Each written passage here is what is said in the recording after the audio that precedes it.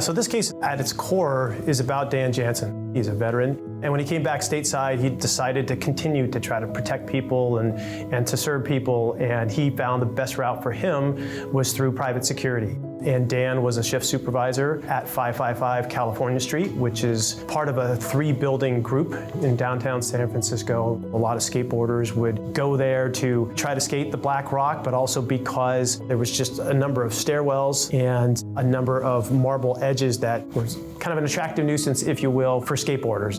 And the building's policy was to have security guards go and actually eject the skateboarders from the premises. Dan was sent out to go and interface with these skateboarders alone. He had no backup, no weapon, just himself and his gregarious personality. There were several skateboarders.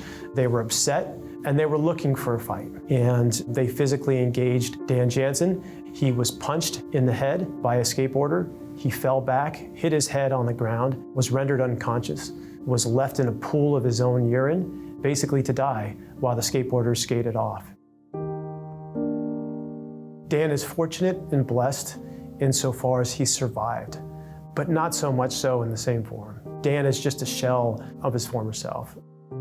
So the obvious defendant was the building owner and property manager. The less obvious at first blush defendant would have been Thrasher magazine because they were a legacy skateboarding magazine. Anybody who's ever ridden a skateboard probably also read an issue or two of Thrasher magazine.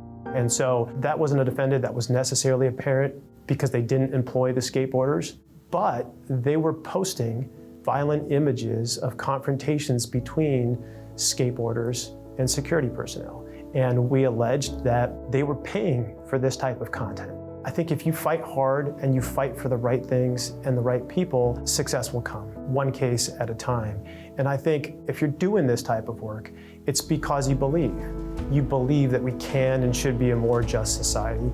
You believe that we can and should be a safer society by holding defendants accountable.